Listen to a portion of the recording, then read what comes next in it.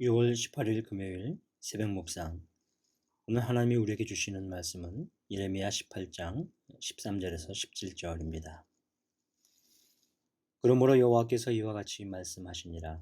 너희는 누가 이러한 일을 들었는지 여러 나라 가운데 물어보라. 처녀 이스라엘이 심히 가증한 일을 행하였도다. 레바논의 눈이 어찌 들의 바위를 떠나겠으며 먼 곳에서 흘러내리는 찬물이 어찌 마르겠느냐. 물은 내 백성은 나를 잊고 허무한 곳에서 분향하거니와 이러한 것들은 그들로 그들의 길 곧 그 옛길에서 넘어지게 하며 곁길 곧 닦지 아니한 길로 행하게 하여 그들의 땅으로 두려움과 영원한 웃음거리가 되게 하리니 그리로 지나는 자마다 놀라서 그의 머리를 흔들리라. 내가 그들을 그들의 원수 앞에서 흩어버리기를 동풍으로 함과 같을 것이며 그들의 재난의 날에는 내가 그들에게 등을 보이고 얼굴을 보이지 아니하리라. 믿음의 옛길로 걸어가라 는 제목으로 함께 은혜를 나누고자 합니다. 우리는 계속해서 새벽 시간에 예레미야서를 묵상하고 있습니다. 예레미야서의 주된 내용이 심판과 제왕으로 되어 있기 때문에 묵상이나 적용이 쉽지 않을 수 있습니다.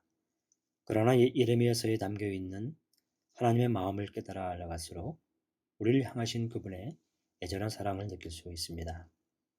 말씀을 대할 때마다 찔림이 있고 경각심이 일어난다면 그것은 우리를 포기하지 않고 붙드시는 하나님을 더 깨닫게 된다는 것입니다. 우리 영혼이 살아있다는 것을 의미합니다. 우리도 포기하지 않고 하나님을 의지하고 나아가면 좋겠습니다. 오늘 아침도 그런 심정을 가지고 말씀을 대하시길 바랍니다. 오늘 본문도 유다 백성을 향하신 하나님의 탄식으로 시작됩니다. 13절, 14절을 보겠습니다. 그러므로 여호와께서 이와 같이 말씀하시니라. 너희는 누가 이러한 일들을 들었는지 여러 나라 가운데 물어보라. 처녀 이스라엘이 심히 가증한 일을 행하였도다. 레바논의 눈이 어찌 들의 바위를 떠나겠으며 먼 곳에서 흘러내리는 찬물이 어찌 마르겠느냐. 처녀가 순교를 지켜야 하듯이 이스라엘이 하나님의 백성으로 타락하고 배반하며 음란한 곳에 자신의 순교를 드리는 것에 대해 하나님께서 안타까워하며 탄식하고 계십니다. 하나님은 이스라엘을 구분하여 만국의 제사장 나라가 되게 하셨습니다. 그러나 이스라엘은 우상을 숭배하며 음란의 행위들을 계속 해왔던 것입니다. 어떻게 이렇게 배반한 자가 열국 가운데 또 있을 수 있겠는가 물어보라고 하십니다. 열국 가운데 이스라엘만큼 복을 받은 민족이 어디에 있었습니까? 만군의 하나님 여호와의 백성이 되었음에도 이렇게 쉽게 배반하는 민족이 또 있을까 하고 탄식하고 계십니다. 레바논의 눈이 바위를 계속 덮고 있듯이 또 그 산 위의 눈이 녹아 찬물이 계속 흐르듯 하나님의 은혜는 소멸되지 않고 계속 이어지고 있음을 표현해 줍니다. 그런데 이스라엘 백성들이 어떻게 합니까?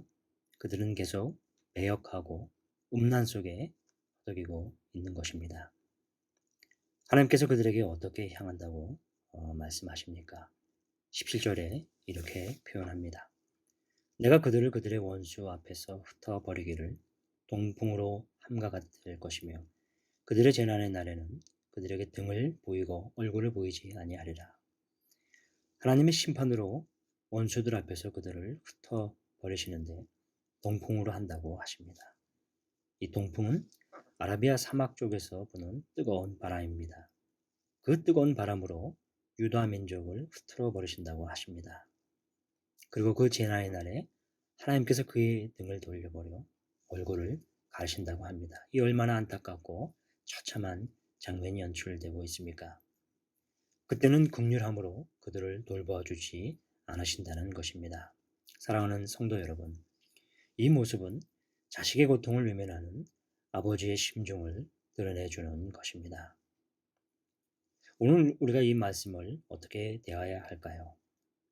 어떻게 적용해야 좋을지요? 15절에서 중요한 포인트가 담겨 있습니다. 물은 내 백성은 나를 잊고 허무한 것에 분향하거니와 이러한 것들은 그들로 그들의 길, 곧 그 옛길에서 넘어지게 하며 곁길, 곧 닦지 아니한 길로 행하게 하여. 여기서 이러한 것들은 무엇을 의미합니까? 그들로 하여금 곧 옛 그 길에서 넘어지게 하고 곁길, 닦지 아니한 길로 행하게 한다고 하는 것입니다. 이러한 것들은 하나님을 잊고 허무한 것에게 분향하는 것입니다. 이 분향한다는 것은 제사 의식을 의미하는지요. 희생 제물을 불사르고 연교로 그것을 올려보내다는 뜻입니다. 그만큼 하나님을 잊고 제사를 올리듯 허무한 것에 매이고 봉양한다는 것입니다. 혹시 여러분 삶 속에 그렇게 매이고 있는 것은 없는지요? 하나님을 잊은 만큼 더 의존하고 매이는 것은 있지 않은지 살펴보아야 합니다. 사랑하는 성도 여러분, 믿음의 옛길로 가기 위해 어떻게 해야 할까요? 말씀을 어떻게 대하고 계십니까? 정해진 기도 생활을 어떻게 하고 계시는지요? 하나님을 잊고 허무한 것에 매이는 것은 없는지요? 오늘 종일 묵상하며 하루 일과를 그렇게 보내실 수 있기를 소망합니다. 기도하겠습니다. 하나님 아버지, 우리를 향해 여전히 긍휼을 베풀어 주시고 심판의 경고를 통해서 하나님께 돌아오기를 원하시는 그 마음 보여주셔서 감사합니다. 혹시나 하나님을 잊고 허무한 곳에 매이고 있는 것은 없는지 주님, 저를 살펴주시옵소서. 내 삶 속에서 곁길로 가지 않고 믿음의 길로 갈 수 있도록 늘 지켜주시고 인도하여 주시옵소서. 예수님의 이름으로 기도하옵나이다. 아멘. 이어서 계속 기도하겠습니다. 우리 말씀을 기억하면서 하나님을 잊고 허무한 곳에 매이고 있는 것은 없는지 주님 깨닫게 하옵소서. 내 삶 속에서 곁길로 가지 않고 하나님께서 원하시는 길을 계속 걷게 하옵소서. 나라와 민족 교회를 위해서 기도할 때 코로나19의 조속적인 종식, 교회와 모든 성도들의 안전, 우리 이웃을 지켜 주옵소서. 담임 목사님을 위해서 기도합니다. 우리 박지원 목사님께 하나님의 은혜와 능력이 충만하여 연희교회를 잘 섬기며 이끌어 가실 수 있기를 구합니다. 선교사님을 위한 기도입니다. 이응복, 이정미 선교사님 사역과 가정을 위해 기도합니다. 본부의 멤버 케어 사역, 위기관리 지원 업무 사역들을 잘 감당케 하옵소서. 오늘 환우를 위해서 기도할 때 최두선 권사님 담간염으로 많이 고생 중에 계십니다.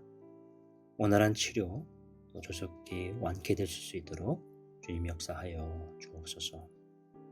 이어서 계속 기도하겠습니다.